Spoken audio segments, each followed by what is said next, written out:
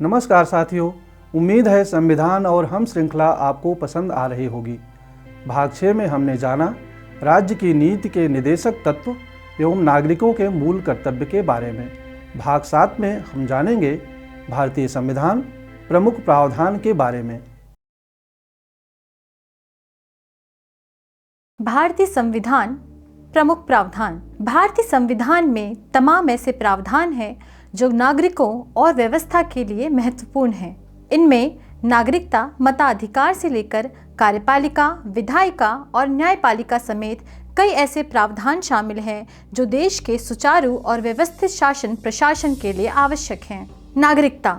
भारतीय संविधान के अनुच्छेद 5 से 11 तक नागरिकता का उल्लेख है।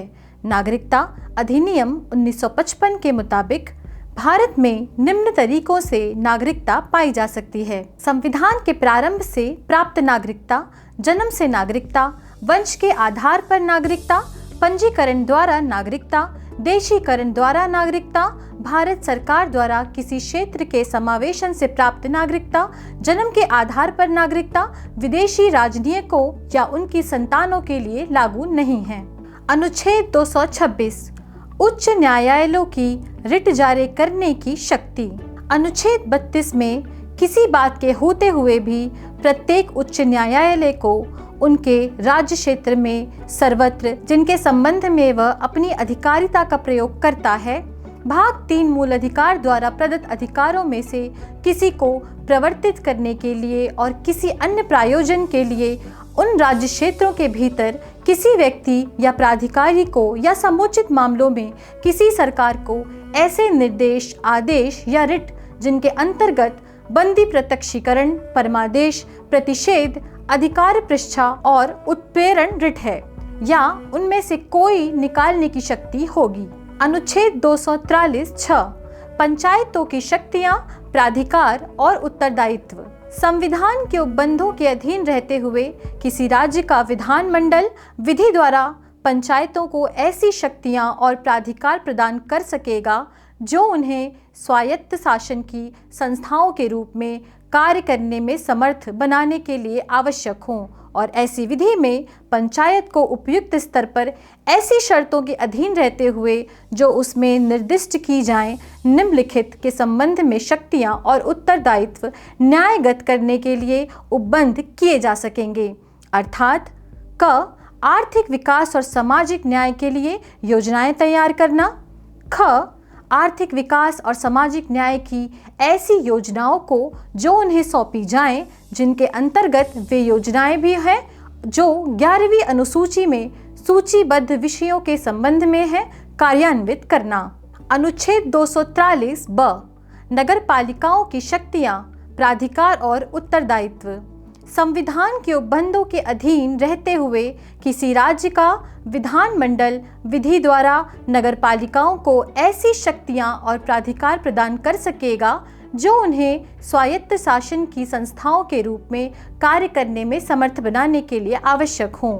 ऐसी विधि में नगर पालिकाओं को उपयुक्त स्तर पर ऐसी शर्तों के अधीन रहते हुए जो उनमें निर्दिष्ट की जाएं, निम्नलिखित के संबंध में शक्तियां और उत्तरदायित्व न्यायगत करने के लिए उपबंध किए जा सकेंगे। अर्थात क आर्थिक विकास और सामाजिक न्याय के लिए योजनाएं तैयार करना, ख आर्थिक विकास और सामाजिक न्याय की ऐसी योजनाओं को जो उन्हें सौंपी जाएं, जिनके अंतर्गत वे योजनाएं भी हैं जो 12वीं अनुसूची में सूचीबद्ध विषयों के संबंध में है, कार्यान्वित करना। अनुच्छेद 244 अनुसूचित क्षेत्रों और जनजातीय क्षेत्रों का प्रशासन। 5वीं अनुसूची के उपबंध असम, मेघालय, त्रिपुरा और मिजोरम राज्यों से भिन्न किसी राज्य के अनुसूचित क्षेत्रों और अनुसूचित जनजातियों के प्रशासन और नियंत्रण के लिए लागू होंगे। 6ठी अनुसूची के उपबंध असम, मेघालय, त्रिपुरा और मिजोरम राज्यों के जनजातीय क्षेत्रों के प्रशासन के लिए लागू होंगे। अनुच्छेद 326 मताधिकार। देश में मतदान का अधिकार एक संविधान प्रदत्त अधिकार है। भारतीय संविधान का अनुच्छेद 326 यह कहता है कि लोकसभा और राज्यसभा की विधानसभाओं के लिए होने वाले चुनाव सार्वभौमिक वयस्क मताधिकार के आधार पर होंगे। देश में एक व्यक्ति एक मत की व्यवस्था होगी तथा 18 वर्ष से अधिक उम्र के सभी मतदाताओं के मतों का समान महत्व होगा। लोकसभा और राज्यों की विधानसभाओं के लिए प्रत्यक्ष मतदान होगा। अनुच्छेद 343 संघ की राजभाषा। संविधान सभा ने 14 सितंबर 1949 को हिंदी को भारत की राजभाषा घोषित किया। संविधान के अनुच्छेद 343 में कहा गया है कि भारत की राजभाषा हिंदी होगी और इसकी लिपि देवनागरी होगी। देश में 1652 से अधिक भाषाएं बोली जाती हैं, जिनमें से 63 अभारतीय भाषाएं शामिल हैं। संविधान निर्माताओं को इनमें से कुछ भाषाओं को शासकीय पत्राचार की भाषाओं के रूप में चुनना था।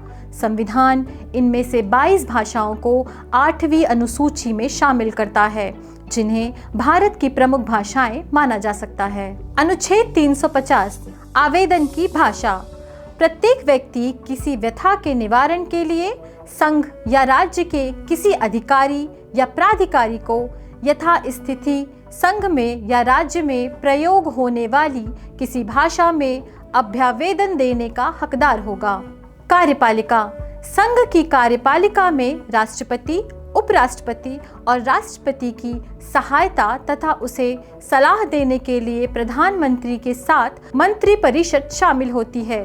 राष्ट्रपति का चुनाव निर्वाचिका के सदस्यों द्वारा किया जाता है, जिसमें संसद के दोनों सदनों के चयनित सदस्य समानुपातिक प्रतिनिधित्व प्रणाली के अनुसार राज्यों में विधानसभा के सदस्यों के मत शामिल होते हैं।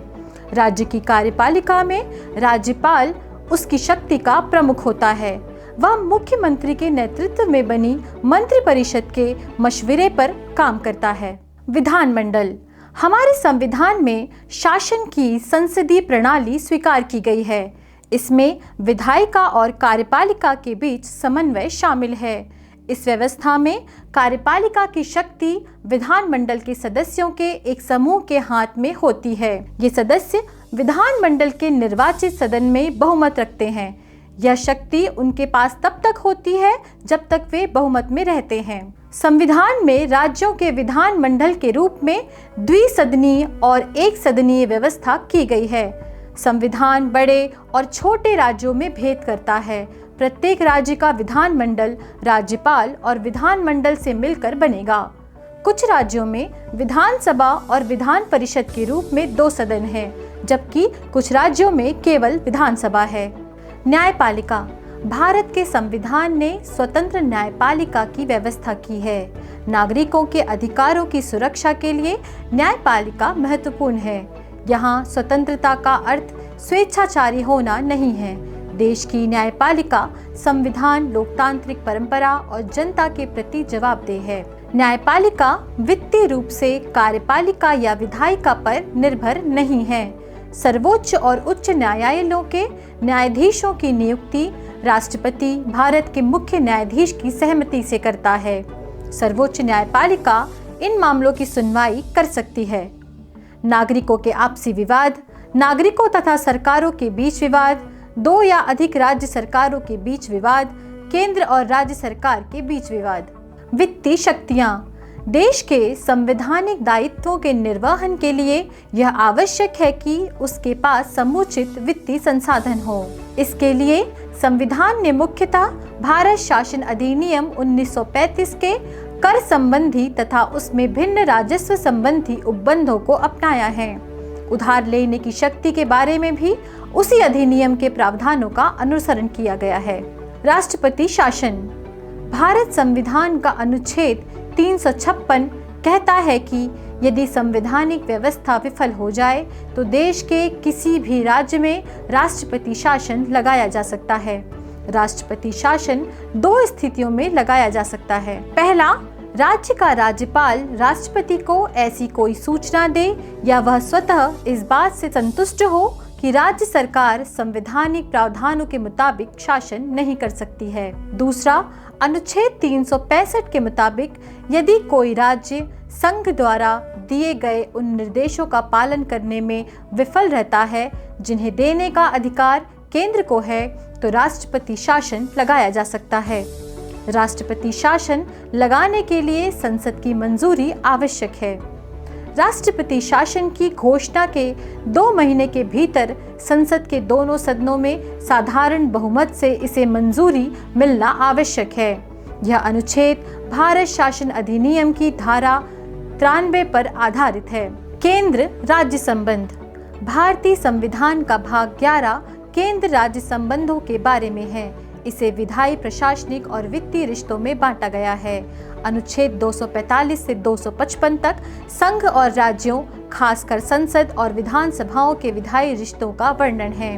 अनुच्छेद 256 से 263 तक प्रशासनिक संबंधों का वर्णन है। इनमें केंद्र और राज्य सरकारों के बीच संबंध शामिल है। अनुच्छेद 256 में कहा गया है कि राज्य सरकारों को यह सुनिश्चित करना चाहिए कि वे संसद द्वारा पारित कानूनों का पालन करें। अनुच्छेद 264 से 293 तक केंद्र और राज्यों के वित्तीय संबंधों का ब्यौरा है। कराधान के मामलों में शक्तियों का विभाजन है और राज्यों को धन आवंटित करने केंद्र की जिम्मेदारी है। इन्हीं अनुच्छेदों में केंद्र और राज्यों की कर लगाने की क्षमता का ब्यौरा है। राष्ट्रपति की वीटो शक्ति। भारतीय संविधान राष्ट्रपति को अपने विवेक के मुताबिक वीटो शक्ति का प्रयोग करने का अधिकार देता है। संविधान का अनुच्छेद 111 राष्ट्रपति को विभिन्न वीटो शक्तियों का उपयोग करने का भी अधिकार देता है, बशर्ते कि वह सही संवैधानिक और विधायी प्रथाओं को संरक्षित और सुनिश्चित करने के लिए आवश्यक समझता हो। वीटो शक्ति राष्ट्रपति के विधायिका द्वारा पारित विधेयक पर कोई कार्यवाही करने से इनकार करने या न करने की शक्ति है। वीटो शक्ति राष्ट्रपति की विवेकाधीन शक्ति है। उसे ऐसा करने के लिए मंत्रिपरिषद की सलाह का पालन करने की आवश्यकता नहीं है।